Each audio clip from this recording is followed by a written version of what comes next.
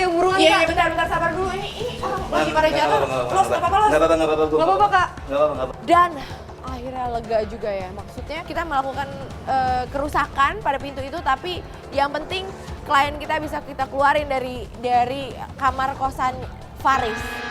Ya udah, lu telepon si Olive deh. Enggak, lu telepon si Olive deh. Tanya si Olive di mana dan suruh si Olive nyusul kita ke sini. Maka di sini karena emang kita penuh curiga banget dan tanda tanya banget tentang apa yang dilakukan oleh si Faris. Maka di sini gue meminta si Gilang untuk menghubungi si Carlos dan menanyakan tentang bagaimana kondisi si Neta dan menyuruh si Neta sama Olive pun menyusuli kita di Hotel Melati itu. Kita harus buru-buru jalan, Pak. Tapi tim kita nanti ada yang ngurus ke sini. Ya. Iya. Ya. Karena kita harus lanjut melakukan pengintaian lagi. Jadi kita pergi dari kosannya Faris.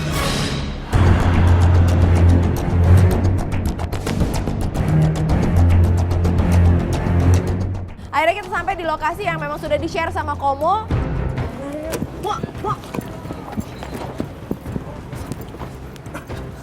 Enggak, benar. Enggak, ini dia gimana bisa keluar? Dobrak tadi sama Farlos. Oke, berarti kamar si Faris itu lu dobrak kamarnya, pintu kamarnya lu dobrak. Mana lagi, soalnya nggak ada kunci syarat, Bos. Oke, enggak, gini. Jadi tadi kan dapat update apa nih? bentar. Dan akhirnya di sana gue pun menjelaskan sama Neta dan juga sama si Olive. Tadi itu kan gue ngikutin dia sama Gilang. Dan dia datang ke hotel ini. Dan pas dia nyampe di sini tuh dia kayak menghubungin seorang. Dan ternyata dia ketemu dengan seorang cewek. Cewek tadi? Enggak, bukan. Cewek yang baru lagi. Lain lagi? Beda lagi. Itu pikiran gue langsung kemana-mana. Sama seperti Neta gue rasa ya. Oke, nah di sini tuh gue ngeliat si cewek ini ngasih uang ke dia. Dan si cewek ini ngasih terima kasih atas semalam. Gue juga gak tahu apa maksudnya dari terima kasih atas semalam. Terus dia ngasih uang sama cowoknya lo. Tuh kan, pasti dia kerjanya di mana itu nggak bener, kan? Oke, nah. Netanya juga udah mulai mikirnya macam-macam. Udah mulai kecewa, udah mulai kesel banget. Nggak mungkin, Oke, nggak nah. mungkin. Nah, Itu pasti tunggu dulu, kerjaan yang lu jangan nuduh cowok lu macam-macam dulu. Tapi buat apa kalau dikasih duit terus bilang makasih? Nggak mungkin juga gitu. Kalau saya klien kan nggak mungkin. Oke, nah. Kalau bilangnya klien kan nggak pantas juga satu klien ngasih uang ke satu staf marketing hotel gitu. Kita kan udah tahu nih dia ada di dalam hotel itu sekarang dan kita belum tahu dia itu punya hubungan apa sama cewek tadi dan dia ngapain aja di hotel itu gitu loh. Maksud gue di sini udah kita stay aja dulu di sini, kita terus melakukan pengintaian dan nantinya kalau dia keluar dari hotel itu, kita terus ngikutin dia sambil nyari bukti baru lagi gitu. Di saat kita lagi berdebat seperti itu, di sana kita akhirnya melihat si Faris ini keluar dari Hotel Melati itu dengan seorang cewek yang beda lagi. Itu dia, itu cowok lo tuh.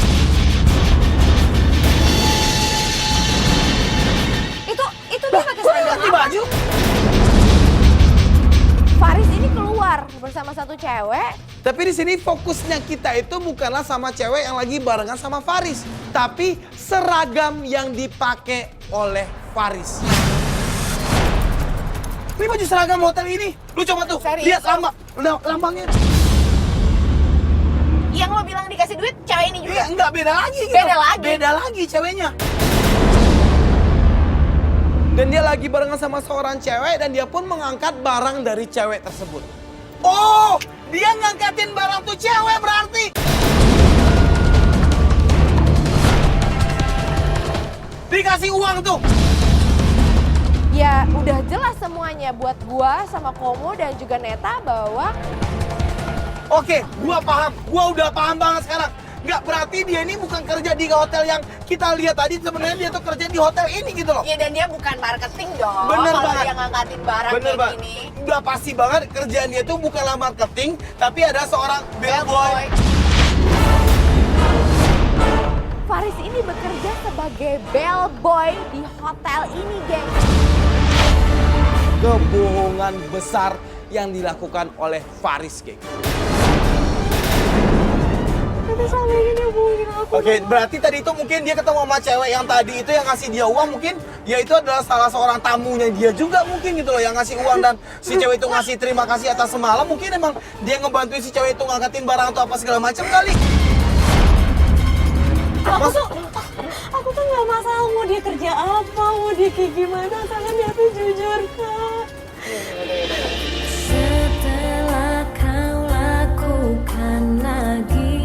Dan di situ Neta langsung ngerasa kecewa. Dia langsung nangis, ngerasa dibohongin. Pada saat kita sudah bisa membuktikan kalau Faris ini sudah berbohong sama Neta, Neta pun langsung bilang sama gue kalau dia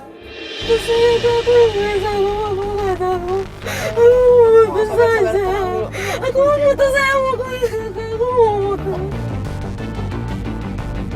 Dengan segala kekecewaannya akhirnya Neta bilang bahwa dia mau putus. Nggak, jadi maksud lu di sini lu mau putus hubungan sama cowok lu ini karena lu baru tahu ternyata profesi cowok lu ini adalah seorang bellboy gitu maksudnya lu. Bukan kayak gitu kak, bukan karena dia bellboy, bukan apapun dia pekerjaannya asalkan halal aku tuh ikhlas nggak apa-apa. Tapi yang aku keselin di sini tuh dia tuh nggak jujur sama aku. Kita tuh jarak jauh, kalau nggak dia siapa yang aku percaya dalam hubungan ini kak? Faris ini berbohong kepada Neta. Itu rasanya sakit banget, gengs. Apalagi mereka berdua ini ngejalin hubungan jarak jauh, gengs. Lu yakin banget nih dengan keputusan lu gitu? Lu datang jauh-jauh dari Bandung datang ke sini gitu. Lo udah yakin ya? Aku udah ikhlas nggak apa-apa daripada aku dibohongin kayak gini terus. Oke. Di situ gue pun langsung memberikan laporan sama Ricardo. Komo turun duluan untuk ngobrol sama produser dan juga Farlos. Sementara gue masih di mobil untuk menenangkan Neta. Hah? Kalau udah nemuin bukti semuanya, udah. Oke. Ya kan? Ya udah kalau gitu. Oke. Ya udah Liv, kalau gitu Liv. Oke. Dan pada saat itu kita pun langsung untuk mensepakati kalau nanti malam kita semua dari tim Kata Keputus akan melakukan meeting untuk momen putus hubungan Neta sama Faris. Udah, nggak besok pagi aja meetingnya. Kenapa besok pagi? Biar lebih santai. Harus malam ini banget. Ya kenapa? Bisa gitu dong. Enggak. Tadi lu udah ninggalin kita pas pengintaian. Sekarang lu minta malam-malam maksudnya apa? Ya enggak, aku kan cuma ngomong doang. Ya udah kalau misalnya emang nggak bisa ya udah. Ya udah. Kan lu tahu tadi dia udah ngebohongin si kliennya kita. Ya udah. Berarti aman. Ntar malam kita meeting. Lu ada perlu? Enggak. Dan akhirnya si Olive pun menerima kesepakatan kita rame-rame kalau nanti malam kita akan melakukan meeting untuk momen putus Neta sama Faris.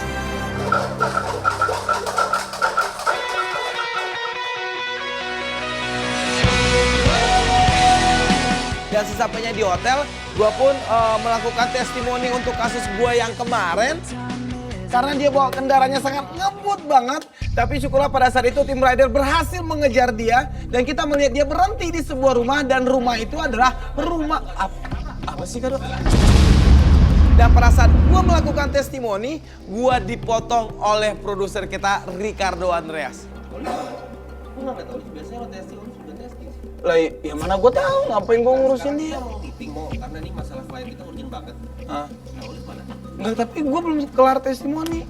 Akhirnya Ricardo pun langsung menghubungi manajernya Olive. Dan dari keterangan diberikan oleh manajernya dia ini, mana anak lu? Tadi bilang sih mau keluar bentar. Terus? Cuma gue nggak yakin sih dia di mana. Lah gue gak yakin kalau manajernya gimana sih lu? Di saat kita lagi bertanya sama manajernya dia, Olive ini pergi kemana? Di situ Ricardo pun melihat petnya si Olive ini. Dan di situ si Olive ini baru aja check in di Pantai Kuta. Lah ini gimana? Ini ngupdate status mau. Gimana? Kuta. Tuh. Barusan aja. Sama Mbak Dito. Langsung kita langsung kesana. Maka akhirnya tim Kata Kamu Putus pun langsung menuju ke Pantai Kuta dan mencari Olive ada di mana.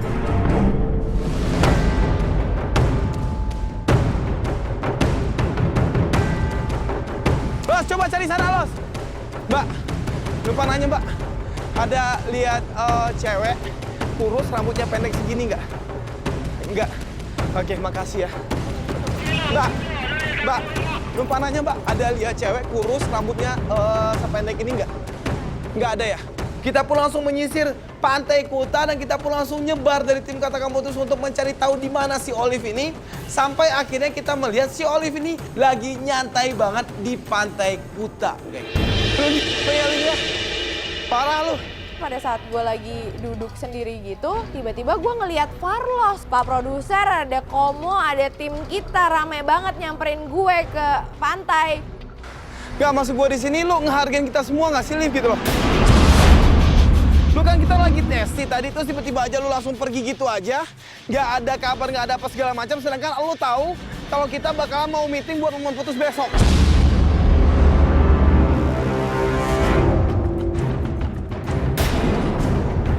Dan di situ Komo langsung marah-marah ke gue.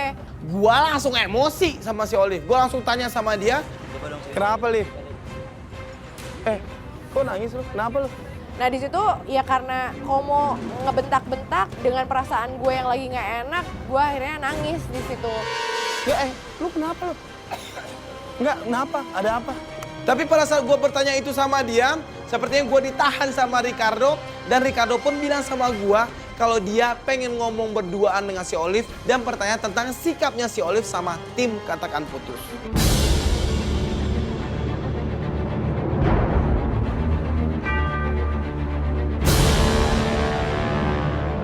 Setelah ada beberapa momen yang aneh pada saat kita lagi mau merencanakan momen putus hubungan si Neta sama si Faris ini, akhirnya momen putus ini pun siap untuk kita laksanakan.